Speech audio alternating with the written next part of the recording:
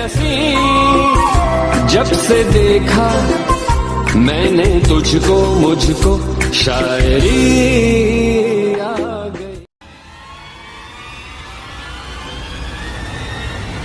जय की भूमि सिंह तय की छाया आध घड़ी आध भानी सिंह चारे घड़ी को चौरंगी नाथ सिंह दिन को रवि भान सिंह रात की चंद्रमा। अरे रुकिए रुकिए, ये क्या हो रहा है ये जानने से पहले ये जान लेते हैं कि ये कहाँ हो रहा है और मैं यहाँ पहुंचा कैसे। तो थोड़ा सा पीछे से स्टार्ट करते हैं।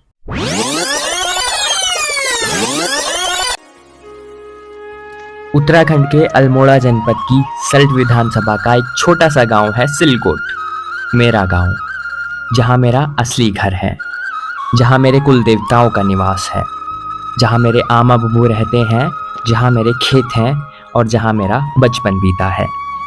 तो हम सब लोग यहाँ इकट्ठा हुए हैं जागर पूजई के लिए। वैसे तो मेरे आमा बुबू को छोड़कर सिलकोट के सारे लोग अलग अलग शहरों में रहते हैं, पर ऐसे मौक़ों पर हम सबका एक साथ मिलना होता है। ये गांव और देवी देवता ही हैं जो हम दूर दूर रहने वाले लोगों को एक साथ एक डोर में बांध कर रखते हैं। ये हमारे गाँव के स्टोन ताजे ताजे मिट्टी के नीचे।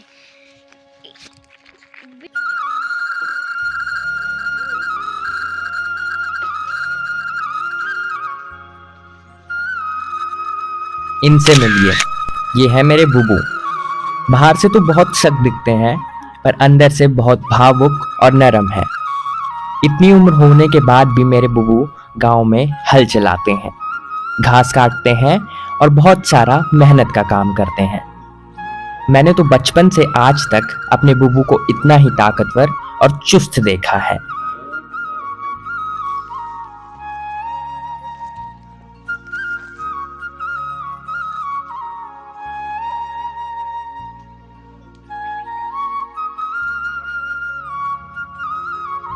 और ये है मेरी आमा, बहुत ही प्यारी और खूबसूरत।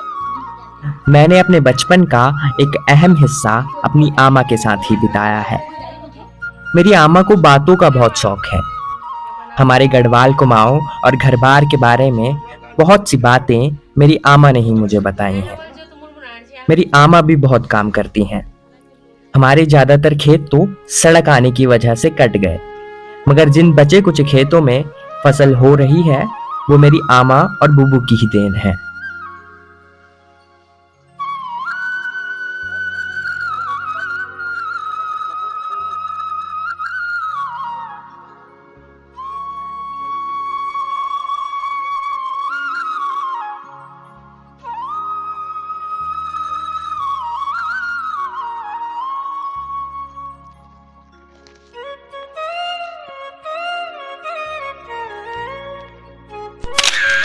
और ये देखिए, ये है हमारे गांव का घर।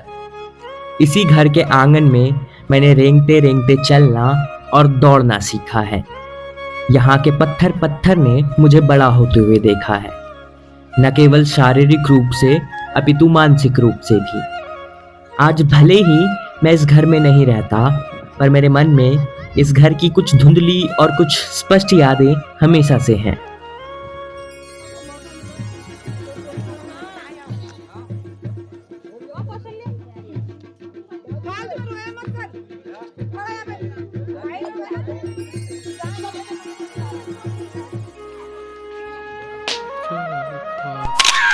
ये जो पेड़ आप देख रहे हैं, ये है अठनी का पेड़। इस पेड़ की उम्र भी लगभग उतनी ही है जितनी कि मेरी। मतलब कहा जा सकता है ये पेड़ और मैं एक साथ ही बड़े हुए हैं। आज ये फलों से लदा रहता है। मैं जब भी गांव जाता हूँ तो इसके फलों की खटाई जरूर खाता हूँ। और जब मेरे आमा बुब्बू खेतों से काम करके आते हैं तो इसी की छाया में बैठते हैं।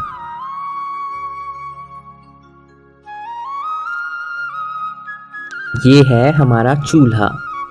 ऐसी बात नहीं है कि हमारे पास एलपीजी स्टोव नहीं है, वो भी है, मगर मेरे आमा बुबू कहते हैं कि चूल्हे पर बने खाने का स्वाद ही अलग होता है। और हाँ, ये बात सच भी है।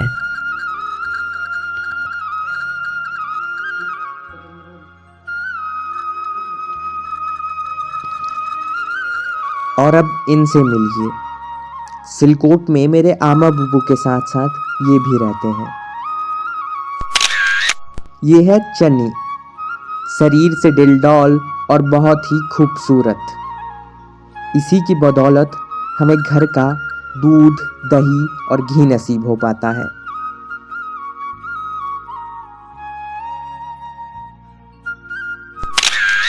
ये है चन्नी का बेटा कल्ली।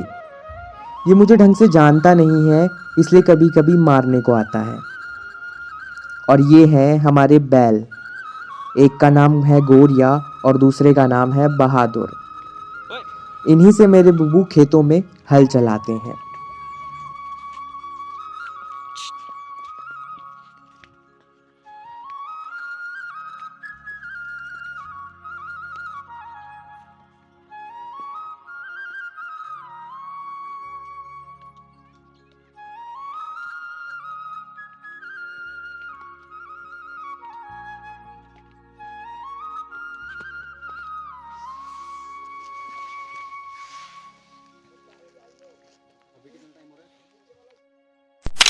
अब लास्ट में मिलिए हमारी थोड़ी से।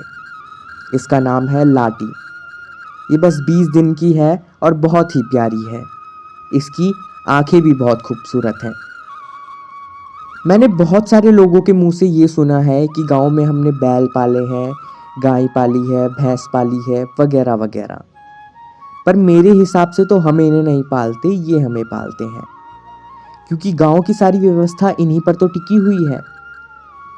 चाहे वो दूध निकालना हो या फिर हल बहाना, अगर ये हैं तो गांव के लोग मेहनत कर रहे हैं। चलिए, बातें तो बहुत सारी हो गई। अब मैं आपको हमारी जागर पुजाई के 8 दिनों में से पहले दिन के कुछ दृश्य दिखाता हूँ। और अगर आप जानना चाहते हैं कि जागर होती क्या है और ये क्यों लगाई जाती है, तो मेरी दूसरी वीडियो ज़रूर देखिएगा और उसके लिए मेरे चैनल को सब्सक्राइब कीजिएगा। दूसरी वीडियो का लिंक मैं आई बटन और डिस्क्रिप्शन दोनों में डाल दूंगा।